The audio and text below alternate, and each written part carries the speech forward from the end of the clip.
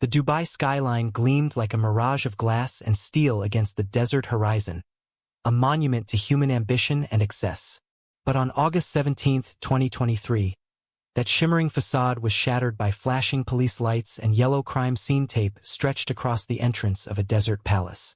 Inside, investigators made a discovery that would send shockwaves through international headlines. Rowena Santos' body lay perfectly arranged on a custom silk sofa, surrounded by the very design elements she had meticulously selected. The room, sealed from the outside by welded metal, had become both her masterpiece and her mausoleum. Her fingers still clutched a journal documenting her final days, a desperate chronicle that would later become crucial evidence. Filipina designer trapped in palace of madness, screamed the Manila Times. Sheikh's deadly delusion claims innocent artist, declared the London Guardian. But these headlines only scratched the surface of a tragedy that began as a dream opportunity and ended in a nightmare no one saw coming until it was too late. Tonight, we uncover the twisted path that led a rising star in interior design to her death in a room of her own creation. What really happened behind those palace walls? Stay with us as we reveal the dark truth about power, obsession, and the dangerous illusion of luxury. If you find this story compelling, please take a moment to subscribe to our channel. The warning signs we're about to explore could save lives. Rowena Santos was just 32 years old when she received the email that would ultimately lead to her death. A rising star in Manila's competitive design world, she had built a reputation for creating spaces that seemed to understand their inhabitants on an almost spiritual level. Rowena doesn't just design rooms. One client had told Architectural Digest Southeast Asia, she translates souls into physical space. Born to middle-class parents in Quezon City, Rowena had shown artistic promise from childhood.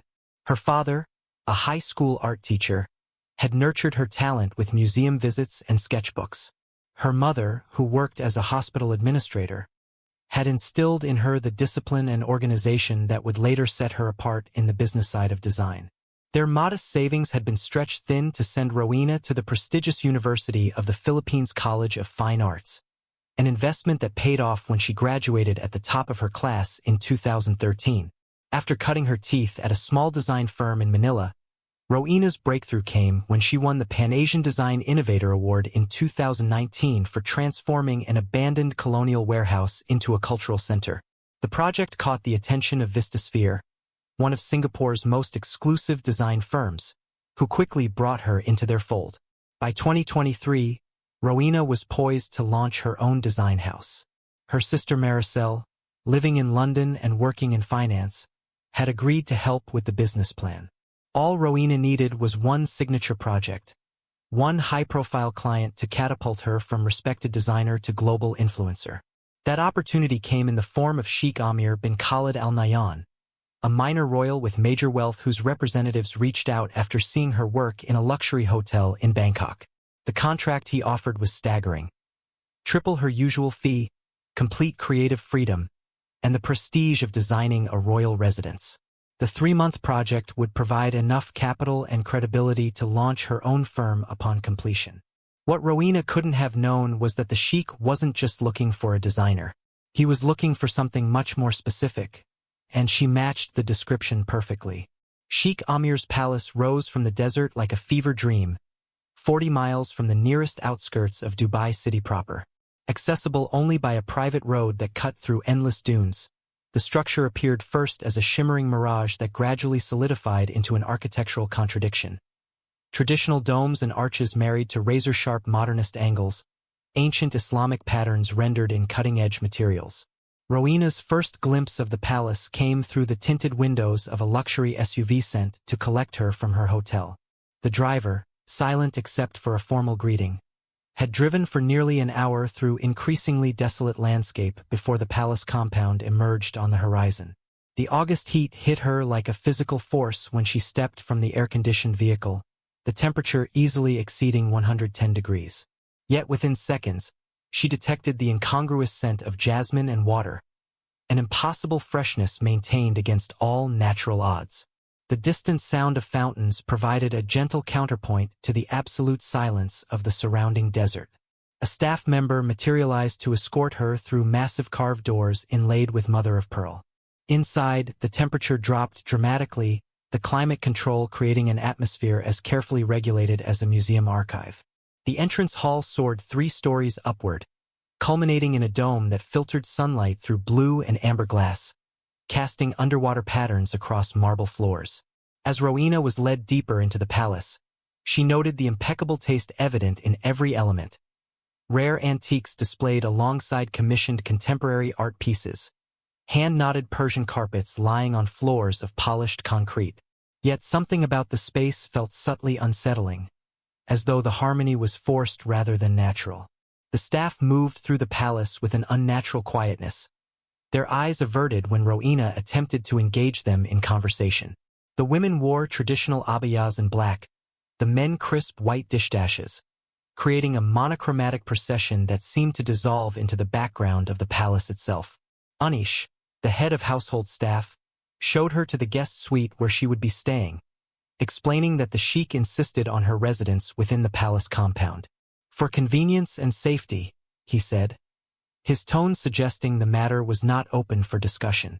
The desert is dangerous for those unfamiliar with its ways. The suite itself was undeniably luxurious. A sitting room, bedroom, and bath spread across nearly 1,000 square feet, with views of an interior courtyard garden where palm trees surrounded a turquoise pool. Yet as Rowena unpacked her clothes and design materials, she couldn't shake a creeping sensation of being observed. The mirrors, numerous and strategically placed, reflected angles of the room that seemed oddly specific rather than decorative. Sheikh Aamir kept her waiting for nearly 2 hours before their first meeting, a power move that Rowena recognized from previous dealings with wealthy clients.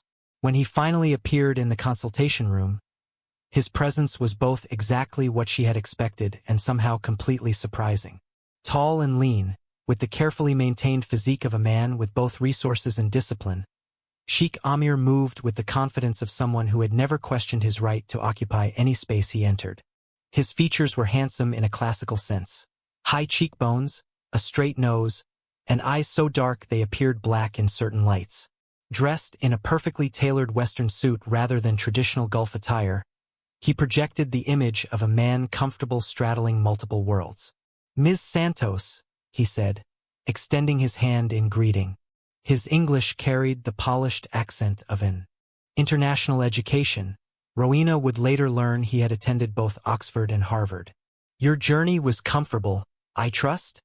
"Very much so, Sheikh Aamir," Rowena replied with the professional warmth she reserved for important clients. "Your hospitality is most appreciated."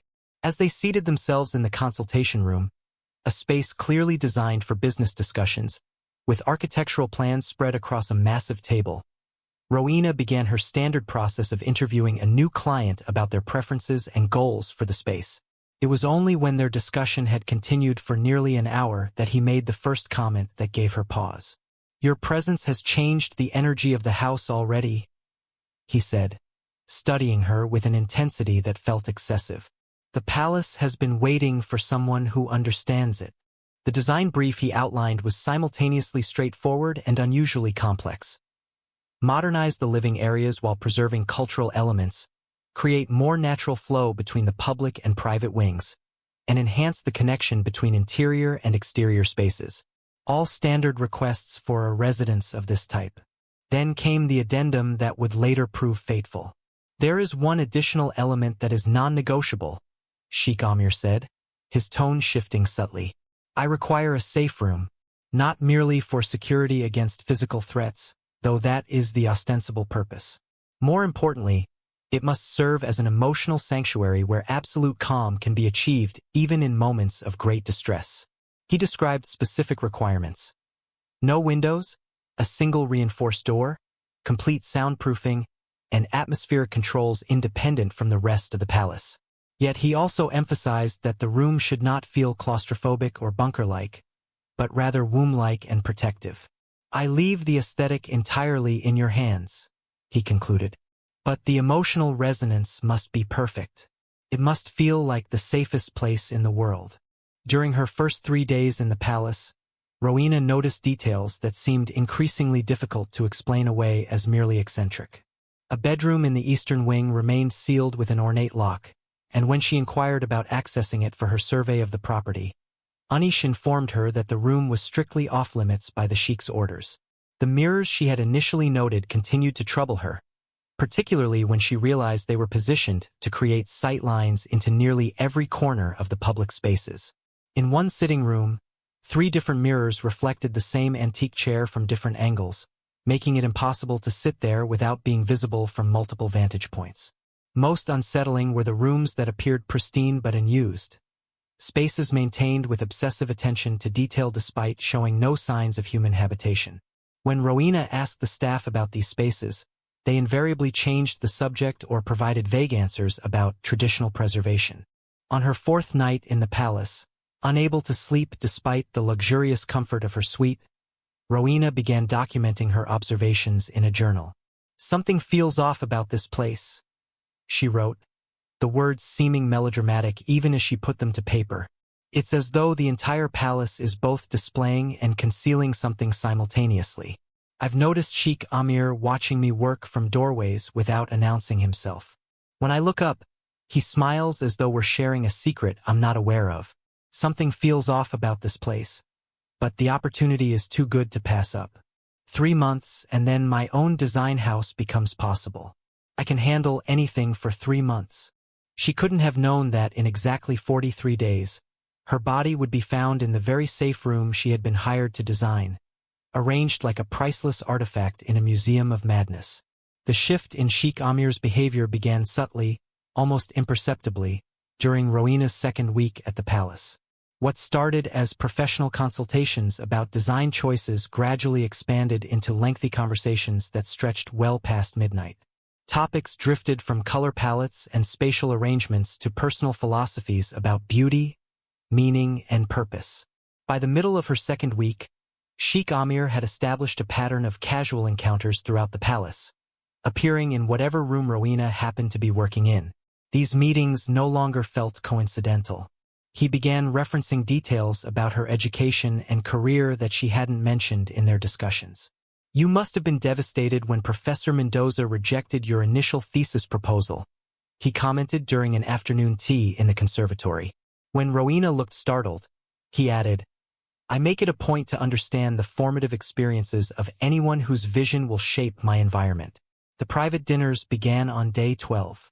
What Rowena initially interpreted as cultural hospitality quickly revealed itself as something more deliberate. Each evening meal featured dishes that somehow connected to her past, Filipino classics her mother had prepared, or variations of meals she had mentioned enjoying in Singapore or Bangkok. The Sheikh watched her reactions carefully, seemingly pleased when she recognized a flavor or preparation. "You've done your research," Rowena remarked during one such dinner, attempting to maintain professional composure while feeling increasingly unsettled. "Research suggests distance," Sheikh Aamir replied. "This is appreciation, understanding." On the 15th night, as they discussed the symbolism of thresholds in different architectural traditions, he reached across the table and placed his hand over hers. A simple gesture that might have seemed innocuous in other contexts, but the way his fingers lingered, the slight pressure he applied, communicated something possessive. Rowena withdrew her hand after what felt like an eternity but was likely only seconds. She noticed his expression harden momentarily before returning to its customary politeness. The first time Rowena's phone failed to connect to any network, she assumed it was the remote location interfering with the signal. By the 3rd consecutive day of no service warnings, the pattern became impossible to ignore. "Perhaps it's the palace architecture," Anish suggested when she inquired. "The traditional materials sometimes interfere with modern technologies. The Sheikh's private office has a more reliable connection if you require it urgently." But when Rowena was escorted to this supposedly better-connected location, she found that her emails to Vistasphere wouldn't send. Error messages claimed server rejection or simply timed out. Her attempts to contact her sister Maricel through WhatsApp showed messages as delivered but never read. "Is there a landline I could use?" she asked Anish on the 10th day of communication blackout. "Of course, Miss Santos," I'll arrange it for tomorrow morning. Tomorrow never came. When she reminded him the following day, he apologized profusely, claiming an emergency with the kitchen staff had distracted him. The pattern repeated. Promises, delays, apologies, and no actual connection to the outside world. By the third week, Rowena's anxiety had escalated to genuine alarm. She requested a car to take her into Dubai city center, claiming she needed specific design materials unavailable at the palace. I'm terribly sorry, Ms. Santos, came the response from the transportation coordinator. All vehicles are currently assigned to other duties. Perhaps tomorrow. Tomorrow, again, never arrived. 3 days later, a different excuse. The following week, the staff member she had spoken with previously was on leave, and his replacement had no record of her request. The staff's behavior changed subtly as well. Where they had once been merely formal and distant, they now seemed to actively avoid prolonged interaction with her. Conversations ended abruptly when she approached. Doors closed quietly as she entered corridors. The sensation of being deliberately isolated became impossible to ignore. The discovery that transformed Rowena's unease into terror came unexpectedly, during what should have been a routine review of design materials. Sheikh Aamir had created a private studio for her use, stocked with every conceivable resource: digital design tools, material samples, reference books, and inspiration boards. While searching for a particular fabric swatch on September 18th, Rowena opened a drawer she hadn't explored previously. Inside was a collection of mood boards for the Safe Room project, standard practice in her field. What wasn't standard were the personal photographs incorporated into these boards. Rowena at age 7, holding a sketch pad outside her childhood home in Quezon City. Rowena at her college graduation. Rowena receiving the Pan-Asian Design Award. Photos she had never shared with Sheikh Aamir. Photos that existed only in her family albums or on her private social media accounts from years earlier. Her hands trembling, Rowena continued searching the drawer and found more disturbing evidence of invasion. Printouts of email exchanges with former boyfriends, medical records from a hospital stay 3 years earlier, even a copy of a therapy session summary from when she had briefly seen a counselor after her grandmother's death. The violation was so complete it left her breathless. This wasn't merely research. This was obsession documented in meticulous detail. When Sheikh Aamir entered the studio an hour later, he found Rowena surrounded by the evidence of his surveillance, her face pale with shock and anger. "How did you get these?"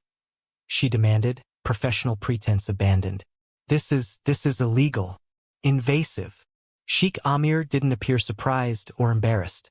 He simply studied her with the same intense focus he'd shown from their first meeting. "It's not madness," he said quietly. "I just see all of you." As she did. The cryptic response only intensified Rowena's fear. Who saw me?"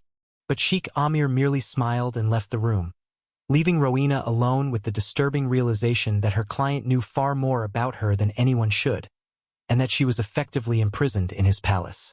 That evening, examining her living quarters with new awareness, Rowena noticed what she had somehow overlooked before: the tiny cameras positioned in decorative elements throughout her suite.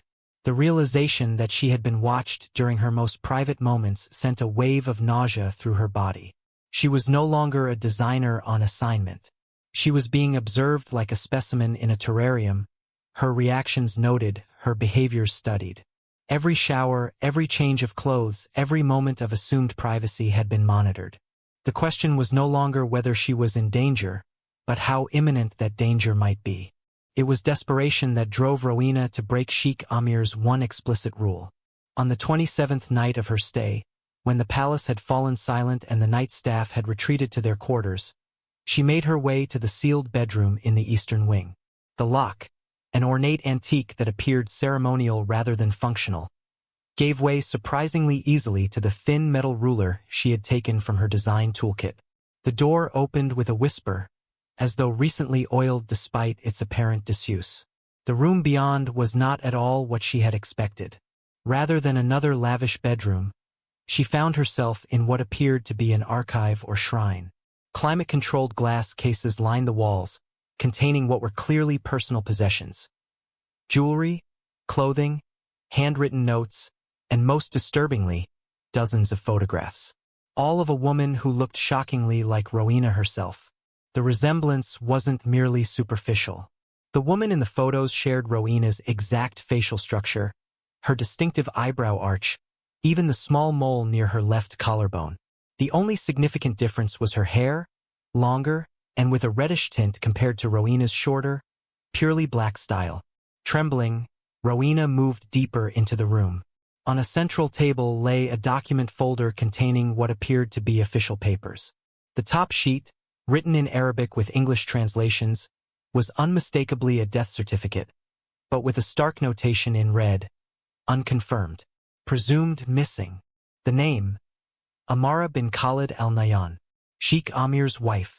Beside the certificate lay a leather-bound book.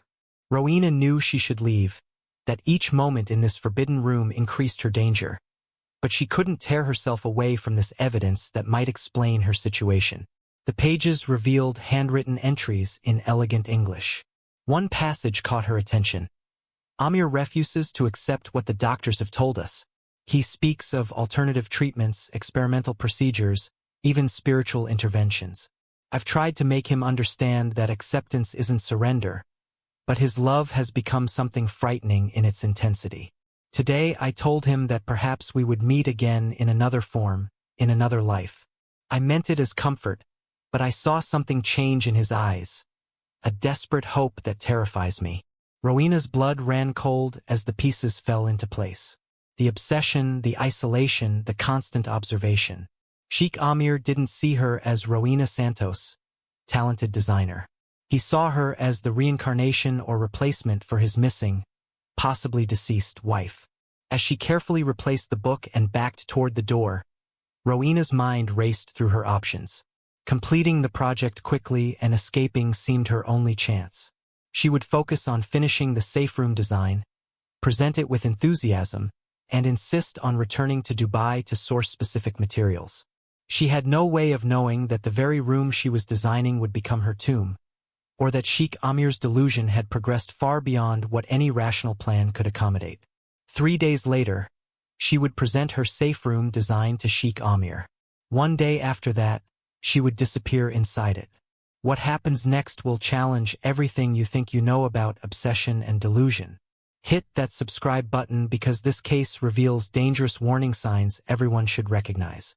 As investigators would later determine, the final weeks of Rowena's life represented a masterclass in psychological manipulation, both her attempts to escape and Sheikh Aamir's determination to keep her forever. Knowing her freedom might depend on it, Rowena channeled her terror into creating the most meticulous design of her career. The safe room plans she presented to Sheikh Aamir on October 1st were nothing short of brilliant, a testament to her skill even under extreme duress. The 400-square-foot space was conceived as a perfect oval, eliminating harsh corners that might trigger anxiety responses. The ceiling featured a domed projection system that could display various calming scenes, night skies, ocean waves, forest canopies with such realism that the room would feel infinitely larger than its actual dimensions. Rowena incorporated sound-dampening materials that created not just silence but what acoustic engineers call positive silence, the kind that doesn't feel oppressive but rather enveloping and protective. Hidden speakers would generate barely perceptible low-frequency tones proven to reduce cortisol levels and induce parasympathetic nervous system responses. The lighting system she designed operated on circadian principles, automatically shifting in temperature and intensity to support natural biorhythms. Special fixtures created indirect illumination that eliminated shadows entirely, a subtle psychological trick that removed subconscious threat cues from the environment. For furnishings, Rowena selected a curved modular sofa in deep blue velvet, positioned against one wall with sight lines to both the entrance and the bathroom area. The fabric contained cooling technology that maintained perfect body temperature regardless of external conditions. What Sheikh Aamir couldn't know was that Rowena had embedded potential escape mechanisms into her design. The ventilation system included access panels that could, with determination, be removed from inside. The plumbing fixtures required specific parts that would necessitate bringing in specialists from Dubai.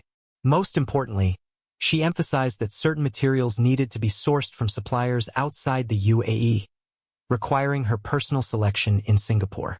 The final result will be beyond a safe room, she told Sheikh Aamir during her presentation. It will be a sanctuary that responds to emotional states before you're even aware of them yourself. His response was unsettling in its intensity. You understand exactly what's needed, he whispered. It's almost as if you've been here before. 3 days later, construction was complete, a testament to Sheikh Aamir's resources and determination. The final inspection was scheduled for October 5th at 4 p.m. I'd like to experience this space alone with you, Sheikh Aamir informed Rowena that morning. The first moments in such a personal environment should be intimate, don't you think? Every instinct told Rowena to refuse, but refusing wasn't an option. She had packed a small bag with essential documents and hidden it in her design studio, planning to insist on traveling to Dubai immediately after the inspection to source those irreplaceable materials she had emphasized in her design. At precisely 4 p.m., Sheikh Aamir led Rowena through the palace to the newly completed safe room. The heavy steel door, disguised on the exterior by ornate woodwork and on the interior by acoustic paneling, opened smoothly on silent hinges. After you, Sheikh Aamir said, gesturing for Rowena to enter first. The room was exactly as she had envisioned it, perfect in every detail.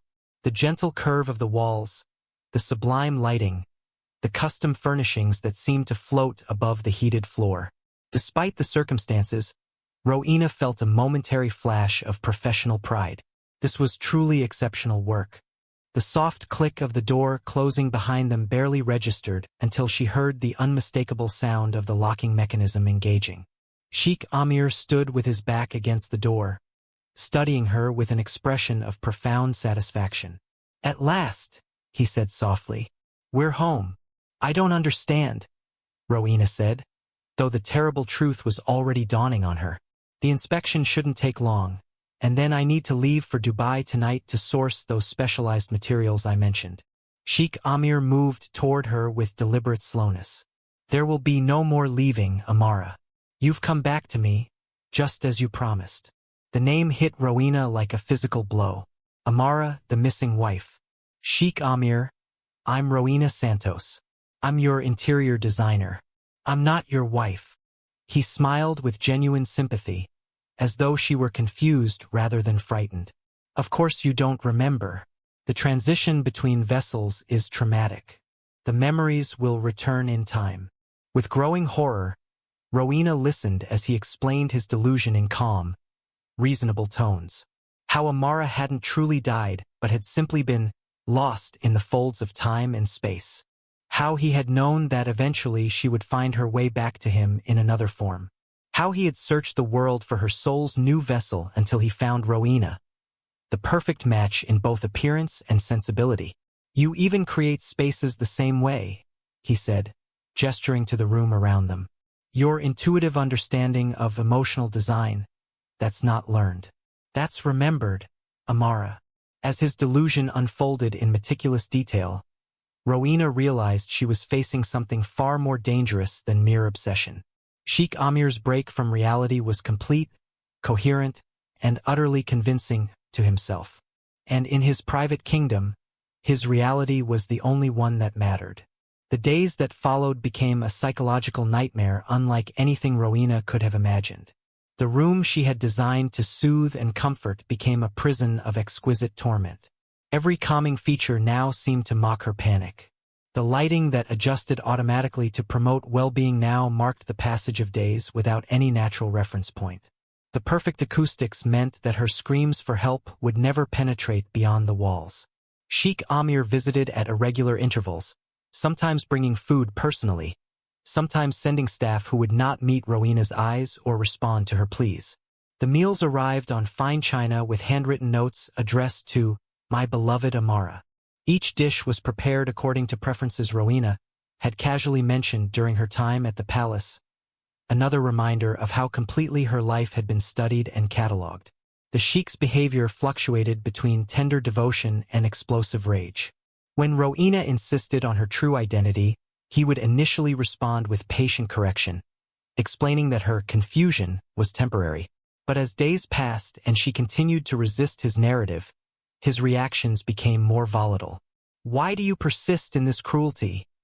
he shouted on the 6th day of her captivity, pacing the oval room like a caged animal. "I have waited 3 years. I have prepared everything for your return. And still you pretend."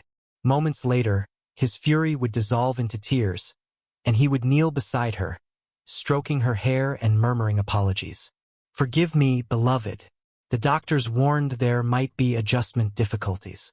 I must be patient with you, as you were always patient with me." The psychological warfare took its toll. With no external reference points, no way to mark time reliably, and no human contact except with her captor, Rowena felt her grip on reality beginning to slip. The room's features, the projection ceiling showing peaceful nature scenes, the perfect temperature and humidity, the faint calming tones from hidden speakers, created an environment so divorced from normal stimuli that her mind began to struggle with basic orientation. On what she estimated was the 10th day, Rowena made a crucial decision. Fighting Sheikh Aamir's delusion directly had proven not just futile but dangerous. Her only chance of escape might be to temporarily accept the role he had cast her in, to become Amara long enough to earn trust and find an opportunity. When Sheikh Aamir arrived with dinner that evening, Rowena met him with a carefully constructed performance. "I had a memory today," she said softly. "Just a fragment. We were walking in a garden with white flowers. You were wearing a blue suit. The effect was electric." Sheikh Aamir froze, then slowly set down the tray he was carrying. "The botanical garden in London," he whispered. "The day I proposed." Rowena nodded, forcing tears to her eyes. "It's confusing, like seeing through someone else's eyes. But it felt real." His joy was terrible to witness. The desperate relief of a man whose madness had finally received external validation. He embraced her, weeping, thanking Allah for delivering on his promise. Over the next days, Rowena carefully fed Sheikh Aamir's delusion, remembering details she gleaned from context clues and the materials she had seen in the archive room. Each new memory earned her additional privileges: longer visits, personal items, books, even a sketchpad and pencils to help process the returning memories. During meals, she began noticing the presence of certain herbs in the Arabic dishes, plants she recognized from her childhood in the Philippines where her grandmother had used them for their mild sedative properties. If concentrated, she realized, they might create a powerful enough effect to facilitate escape. Each night, Rowena carefully preserved small portions of these herbs, hiding them in the hollow base of a decorative vase that had been added to the room at her request. "To match one from our bedroom," she had told Sheikh Aamir. By the 14th day of captivity, she had collected enough material to create a potent infusion. Her plan was simple but desperate. Convince Sheikh Aamir to share a special tea that she remembered them drinking together, one that would render him unconscious long enough for her to take his access card and phone. As she crushed the dried herbs between pages of her sketchbook that evening, Rowena felt the first flicker of genuine hope since the door had locked behind her. Tomorrow, she would either be free, or she would face consequences she couldn't bear to contemplate. What she couldn't know was that Sheikh Aamir had already grown suspicious of her too rapid recovery of memories, and that the surveillance system in the safe room, installed against her design specifications, had captured her collecting and processing the herbs. The trap she thought she was setting was about to spring in the opposite direction. The transformation of Rowena into Amara was both a brilliant survival strategy and a terrifying psychological descent. According to forensic psychologists who later studied her case, Rowena's calculated performance represented a textbook example of trauma-induced adaptation, the mind's ability to assume whatever role necessary to survive immediate danger. She wasn't just acting, explained Dr. Natasha Gupta, the criminal psychologist who reviewed the evidence recovered from the safe room. She was engaging in the most sophisticated form of psychological survival we've ever documented. Every morning, Rowena would greet Sheikh Aamir as Amara, using small physical gestures she had observed in photographs. The way Amara tilted her head when listening, how she tucked her hair behind her right ear when concentrating. She would remember new details about their life together each day, carefully cataloging his reactions to ensure she didn't contradict information he considered essential. "The way you played piano for me on our anniversary," she whispered during one of his visits, watching his face carefully. "That Mozart piece, it made me cry." Sheikh Aamir's response was euphoric. "You do remember. I knew you would return fully to me. The doctors were wrong about your condition." Each memory she offered created a moment of vulnerability in him, a flash of emotion she could study and potentially exploit. When she mentioned certain friends or staff members, she noted which names triggered tension versus pleasure, gradually mapping the social dynamics of the palace. Rowena began requesting items that seemed innocent enough, specific books from the library that might contain floor plans of the palace, art supplies that could double as tools, traditional dishes that required certain herbs. Each request was presented as part of her recovery process. "Drawing helped center me before," she told him, intentionally leaving the time frame ambiguous. "I think it might help bring more memories back." These small tests served two purposes: gathering resources and gauging how far his trust extended. Some requests were granted immediately. Others were met with suspicion or modifications. Sheikh Aamir was not completely consumed by his delusion. Part of him recognized the potential for deception, which made Rowena's performance all the more precarious. The psychological toll of this constant performance was devastating. At night, alone in the safe room, Rowena would sometimes whisper her real name repeatedly to maintain her grip on reality. The boundaries between performance and identity began to blur as days stretched into weeks. There were moments when responding to Amara felt almost natural, a terrifying indication of how captivity was affecting her mind. The palace that had become Rowena's prison stood as the latest monument in a dynastic history stretching back over a century. The Al Nahyan branch that Sheikh Aamir belonged to controlled significant oil interests throughout the region, though his particular line was considered minor royalty within the larger family structure. What investigators later pieced together about Amara's disappearance painted a disturbing picture. The official story, that she had traveled to Switzerland for specialized medical treatment after a cancer diagnosis, had been accepted without question by most of Dubai's social circles.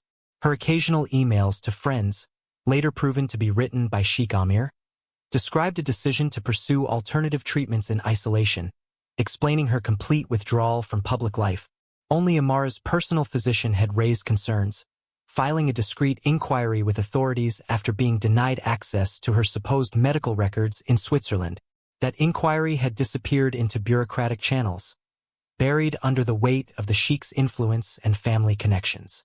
In the 3 years following his wife's disappearance, Sheikh Aamir had gradually withdrawn from public life himself.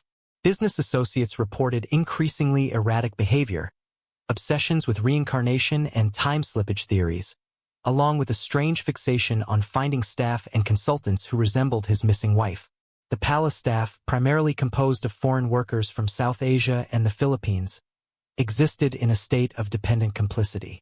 Their residency visas were tied directly to their employment, and many supported extended families in their home countries with their generous salaries. Speaking out meant not only losing their positions but potential deportation and financial ruin for their families. This combination of financial leverage, cultural deference to authority, and the extreme isolation of the desert compound created the perfect environment for Sheikh Aamir's delusion to grow unchecked. There was no one to challenge his reality, no outside perspective to disrupt his narrative. As Rowena's 17th day in captivity began, her plans for escape had progressed from desperate impulse to methodical strategy. Each night, after Sheikh Aamir's visits, she would carefully document his routine in her sketchbook, disguising these observations as architectural drawings with a coded notation system she had developed. She had determined that he typically visited between 7 o'clock and 8:30 each evening, stayed for approximately 90 minutes, and always checked his security panel before entering and upon exiting. The access card he used was kept in his right pocket, transferred to his left only when he sat down. The physical resources she had accumulated were limited but strategic. Several metal drawing implements that could serve as crude tools, a collection of fabric scraps she had requested for color studies that could be braided into a stronger cord, and most importantly, the herbs. Through careful observation of the meals provided, Rowena had identified 3 plants with sedative properties. Chamomile, extremely mild but present in the evening tea, valerian root, occasionally used in certain traditional dishes, and most promisingly, a lavender-rosemary blend that appeared in the aromatherapy diffuser Sheikh Aamir had added to the room at her request.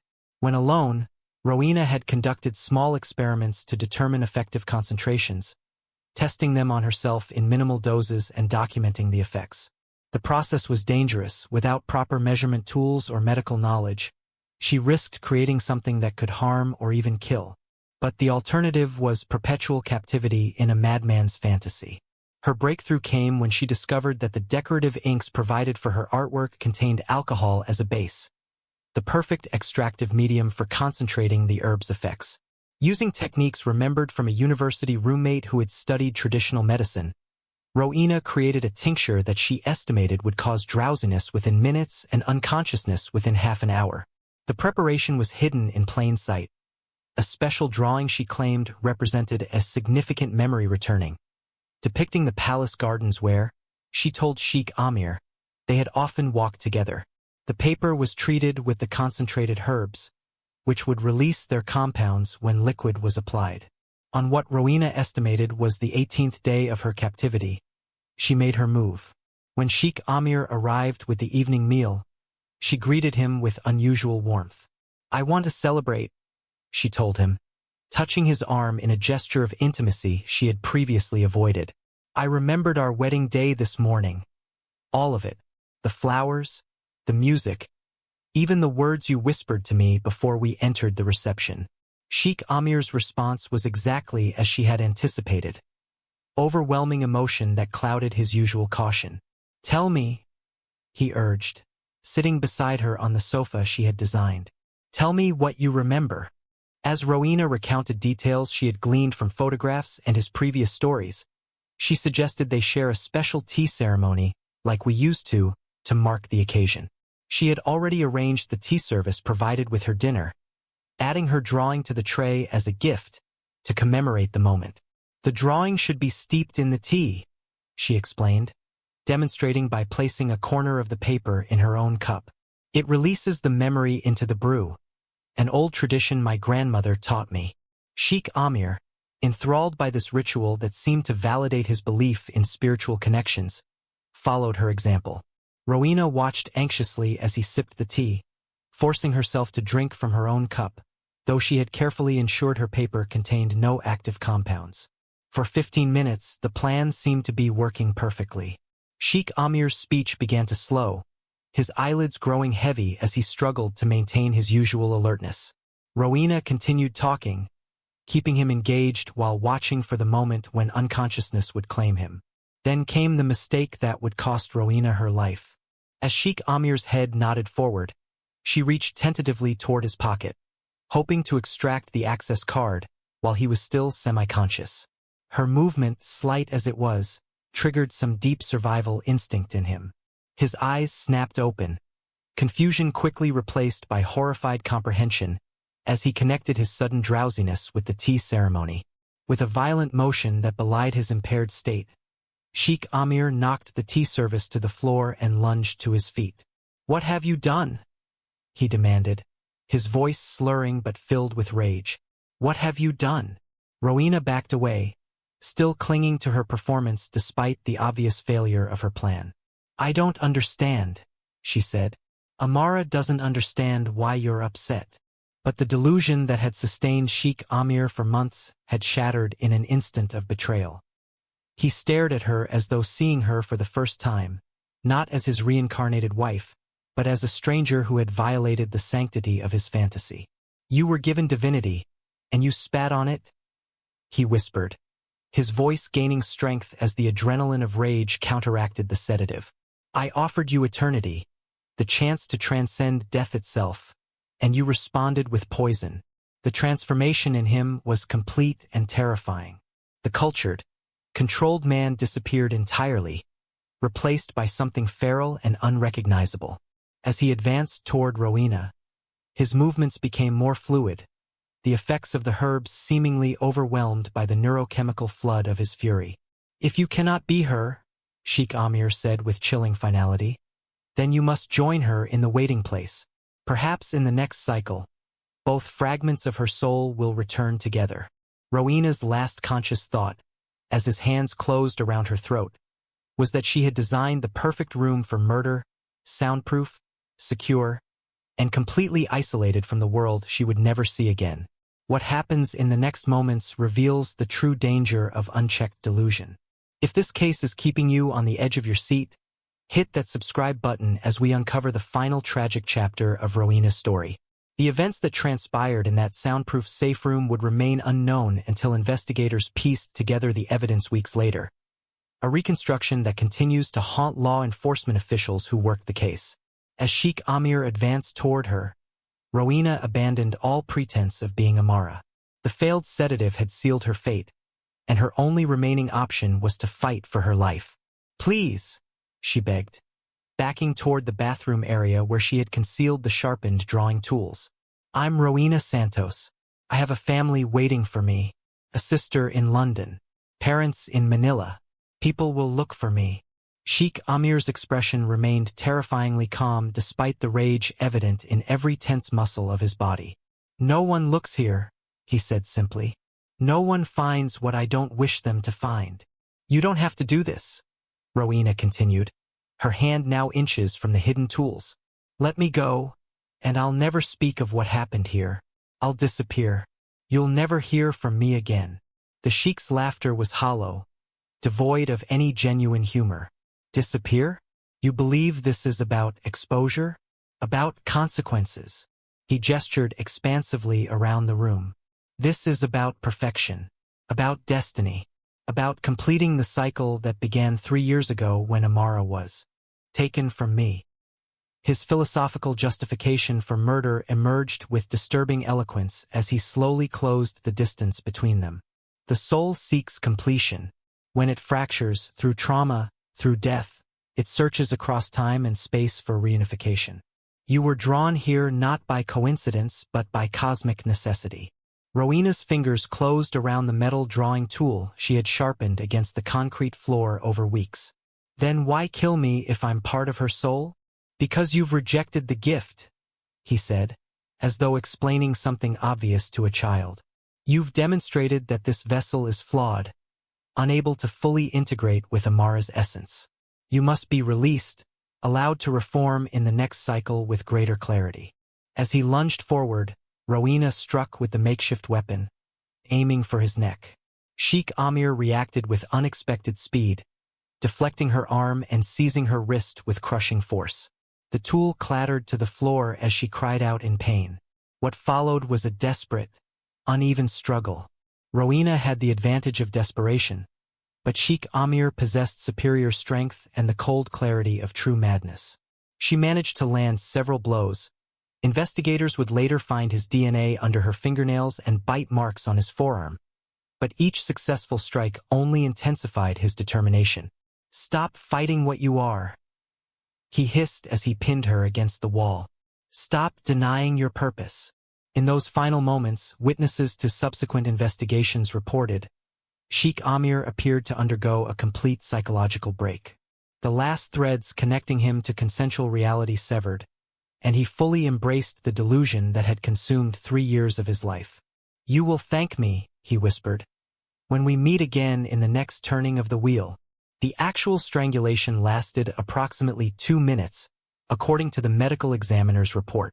Sheikh Aamir used his bare hands rather than any implement, applying consistent pressure to Rowena's carotid arteries while forcing her down onto the custom silk sofa she had selected for its calming blue hue and ergonomic support.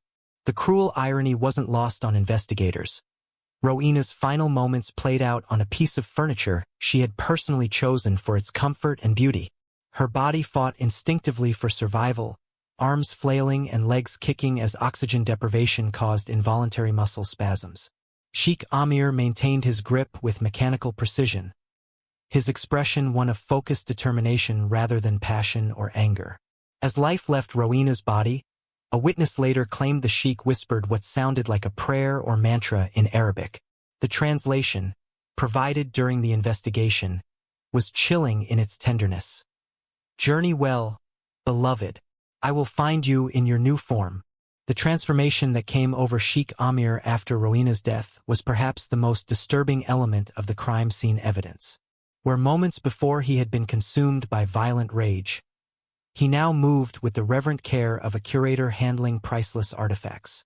He arranged Rowena's body with methodical precision, positioning her arms at her sides with palms facing upward, a posture that precisely matched one of her original design sketches for the room.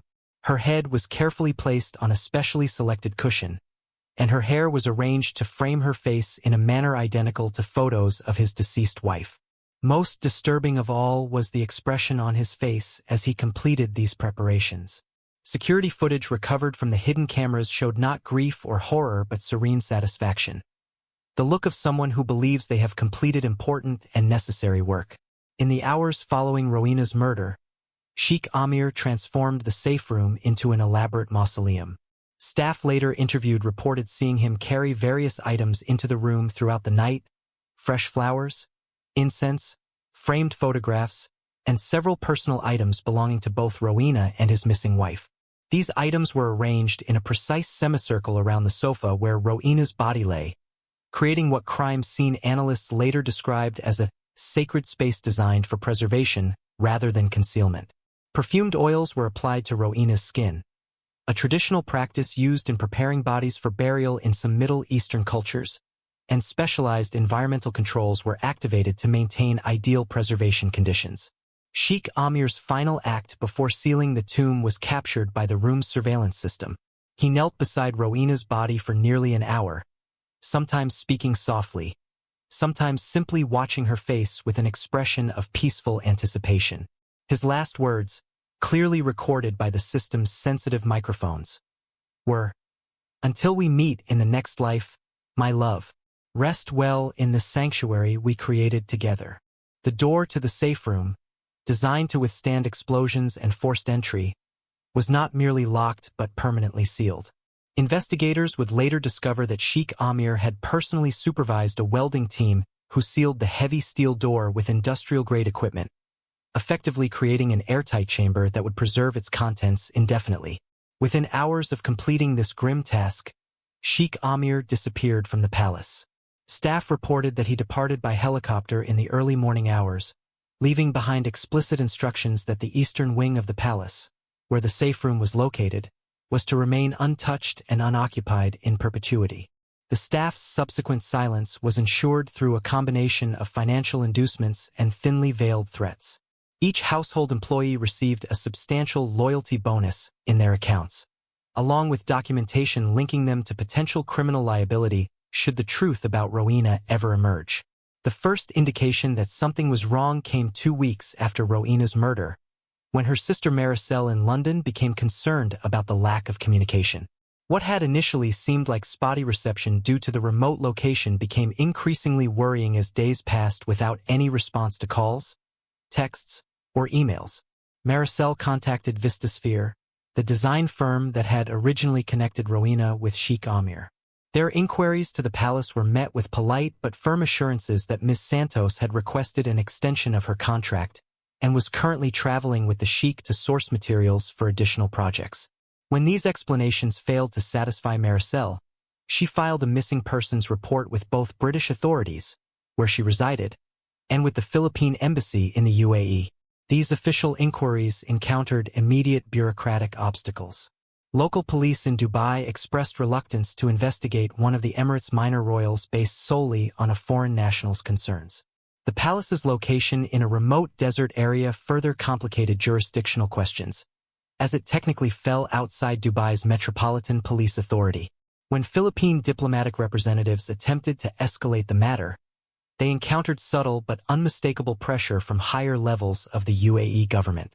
Without concrete evidence of foul play, international protocols limited how aggressively they could pursue the investigation. The case might have remained in this diplomatic limbo indefinitely, noted Special Investigator Hassan Khalid, who would eventually lead the task force that discovered Rowena's body. The combination of Sheikh Aamir's status, the palace's isolation, and the lack of physical evidence created the perfect conditions for this crime to go undetected. What no one realized at the time was that Sheikh Aamir had already left the UAE entirely, traveling on a diplomatic passport to a series of family properties across Southeast Asia. The palace staff, well compensated for their silence, maintained the official narrative that both their employer and Ms. Santos were simply traveling on extended business. As weeks passed with no progress in the investigation, Rowena's family and colleagues began to fear the worst. Yet without access to the palace grounds or any concrete evidence of criminal activity, their concerns remained speculative, tragic possibilities rather than actionable intelligence. It would take an entirely unrelated investigation into financial irregularities within Sheikh Aamir's business holdings to finally bring the truth to light.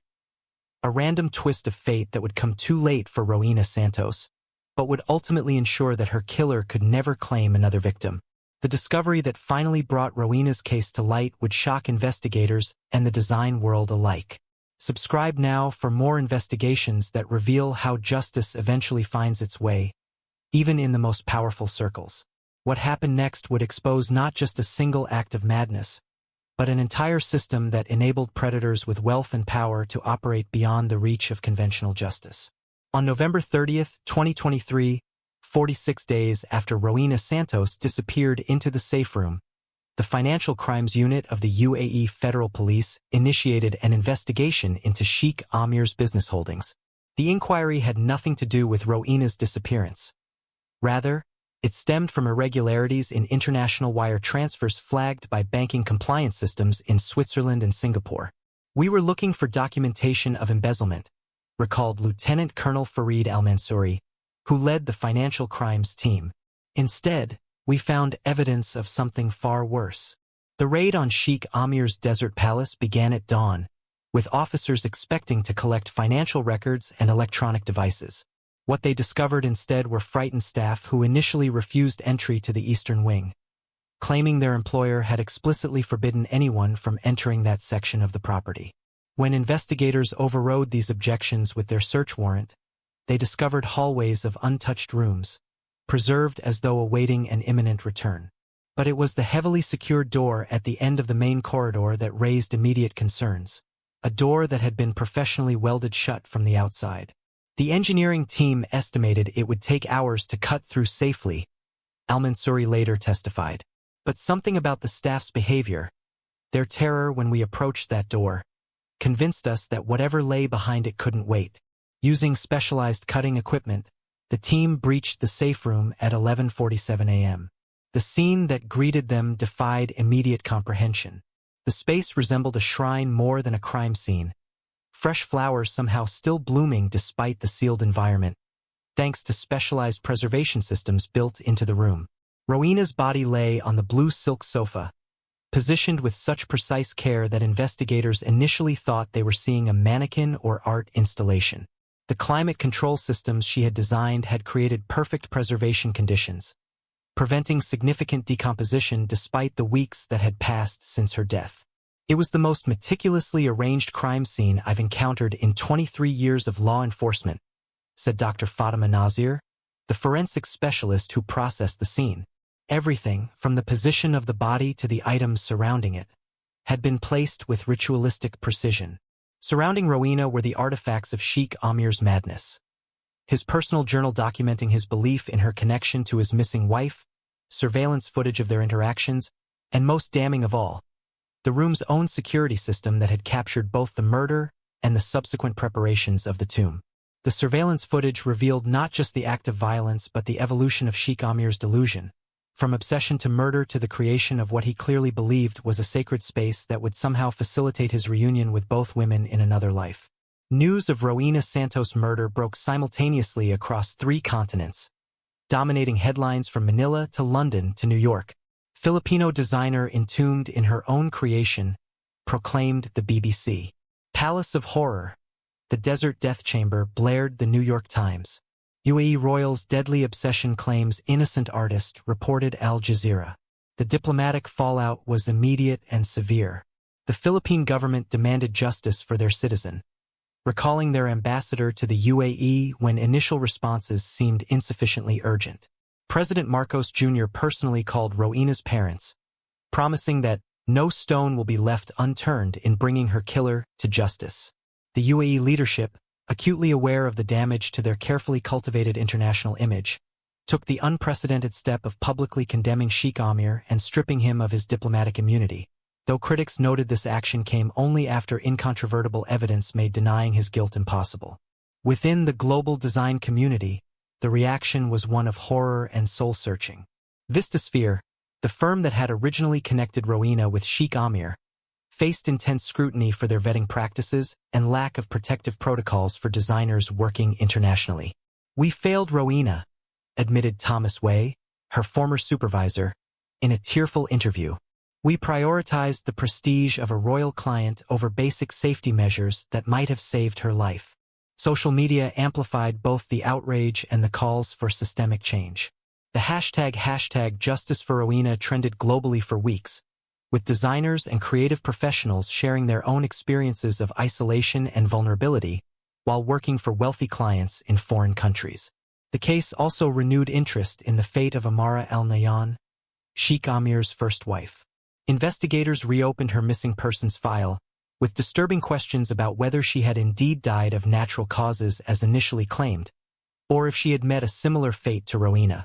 Despite one of the largest international manhunts in recent history, Sheikh Aamir remained elusive in the aftermath of the discovery. Intelligence agencies tracked his movements through a labyrinthine network of family properties spanning Thailand, Malaysia, Indonesia, and the Philippines, always seeming to be one step behind his actual location. "The challenge isn't just finding him," explained Interpol coordinator Jean-Pierre Lacroix. "It's navigating the complex web of diplomatic considerations and jurisdictional hurdles that arise when pursuing someone with his connections." An international arrest warrant issued through Interpol placed Sheikh Aamir on the world's most wanted list, but his wealth and family connections provided resources few fugitives could access. Private aircraft, multiple passports, and remote properties made traditional tracking nearly impossible.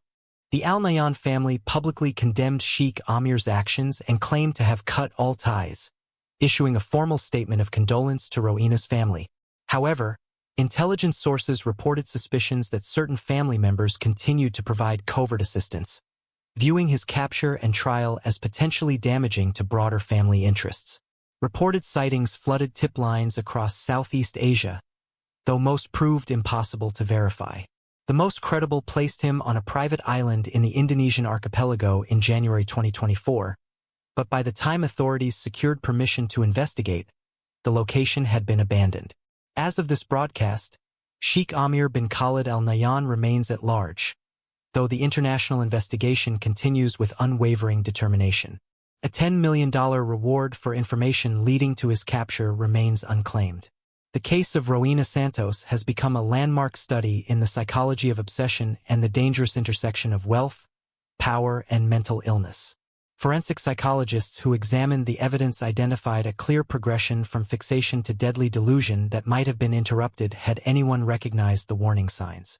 "What makes this case particularly instructive," explained Dr. Natasha Gupta, who published an extensive analysis of the evidence, "is how Sheikh Aamir's wealth and status effectively removed the social guardrails that typically prevent such delusions from advancing to violence. The isolation of the palace, both physical and psychological, created what experts call a reality distortion field, where Sheikh Aamir's increasingly dangerous beliefs went unchallenged. Without peers, family, or medical professionals to recognize his deteriorating mental state, his delusion developed into a comprehensive alternative reality. In a normal social environment, someone would have intervened," Dr. Gupta noted. "But when you can simply dismiss anyone who questions your perspective, when your wealth allows you to structure your entire environment to support your delusions, the usual societal protections disappear." For Rowena's family, the warning signs became painfully obvious in retrospect. The communication blackout should have triggered immediate alarm, her sister Maricel told investigators. Rowena was meticulous about staying in touch during international assignments. "When days passed without contact, we should have escalated our concerns more aggressively." Vistasphere implemented comprehensive new safety protocols in the wake of the tragedy.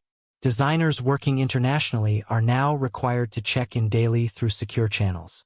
GPS tracking is enabled on company devices, and clients must agree to unscheduled wellness checks for projects lasting more than 2 weeks.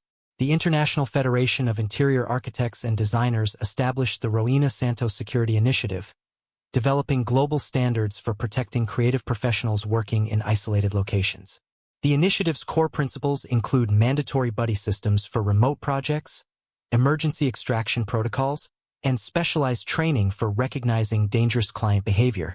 The most important lesson from this tragedy, said Federation President Ingrid Svensson, is that no commission, no matter how prestigious or lucrative, is worth risking your safety.